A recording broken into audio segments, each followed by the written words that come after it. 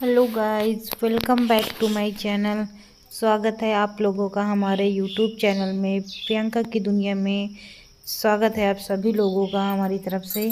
तो आज हम आप लोगों को दिखाने जा रहे हैं तुलसी पूजा की विधि, तुलसी पूजा कैसे करते हैं। तो हमने अपने घर पे तुलसी पूजा की है, जो कि कार्तिक पूर्णिमा वाले दिन होती है तुलसी पूजा। और कई लोग तो एकादशी के दिन भी करते हैं, जो जिसको हम जिठवान बोलते हैं, उस दिन भी बहुत लोग करते हैं पूजा। बट हम तो हर साल कार्तिक पूर्णिमा वाले दिन ही पूजा करते हैं। तो उस दिन कार्तिक पूर्णिमा थी, तो हमने देखिए आज कार्तिक पूर्णिमा है, तो हमने तुलसी माता की पूजा की, जो विधि विधान से जैसे हम लोग करते हैं अपने यहाँ, बिल्कुल वैसे ही किया हमने।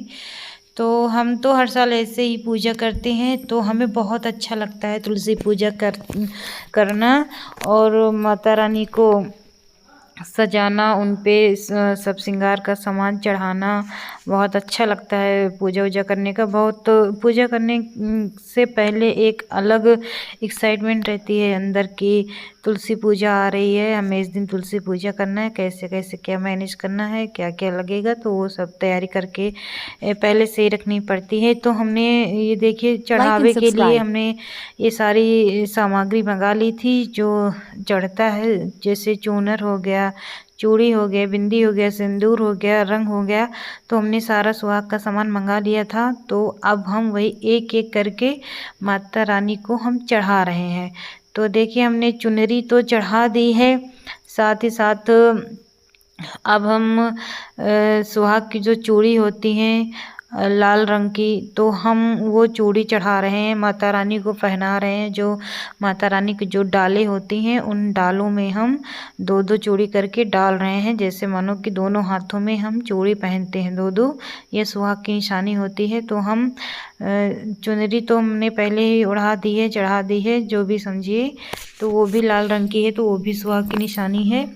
और ये चूड़ी भी हम पहना रहे हैं। देखिए हम लेकर आए थे, मार्केट से लेकर आए थे ये चूड़ी माता रानी को चढ़ाने के लिए, लाल रंग की, जो कि सुहाग की निशानी होती है ये लाल रंग की चूड़ी। तो हमने माता रानी को चढ़ा दी है, और दो चूड़ी हम गौर माता को चढ़ाएंगे। गौर माता को भी सुहाग की निशानी चढ़ानी चाहिए, जो सभी लोग चढ़ाते हैं अपने अपने घर में। अब सबके यहाँ अलग अलग पूजा होती है, सब लोग अपने हिसाब से अलग अलग करते हैं, लेकिन हम तो जैसे करते हैं वैसे आप लोगों को बता रहे हैं और दिखा रहे हैं। तो हमने चूड़ी चढ़ा दी है, और हम सिंदूर भी चढ़ा रहे हैं गौर माता में। तो ये देखिए सिंदूर चढ़ा दिया, चूड़ी चढ़ा दी, बिंदी का पत्ता भी देखिए हमने चढ़ा दिया है।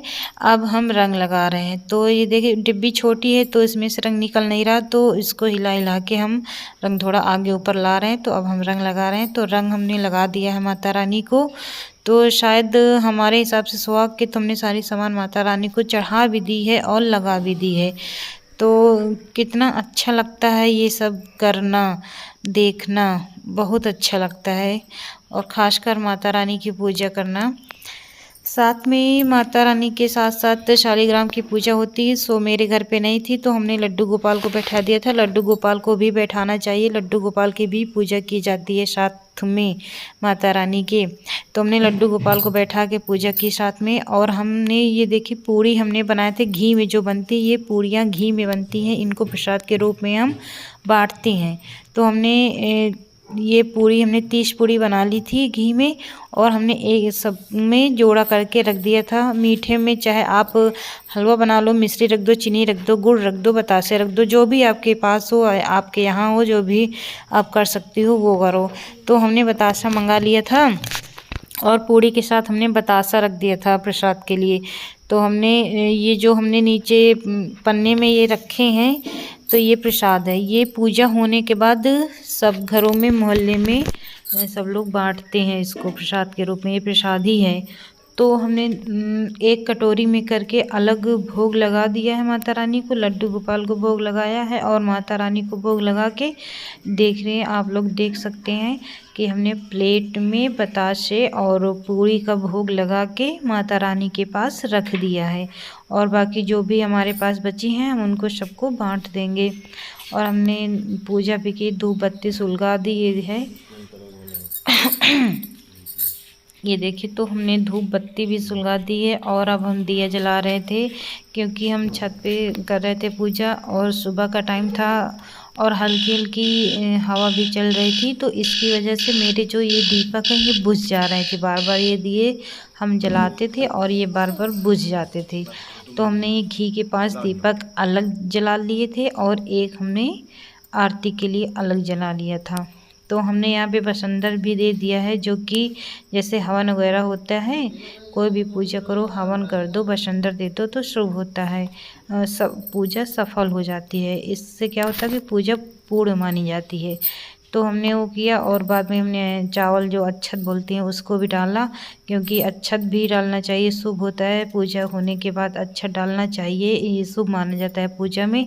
तो मैंने उसको भी डाला। फिर मैंने यहाँ पे माता रानी का आशीर्वाद भी लिया और अब हम माता रानी की आरती भी किए हैं।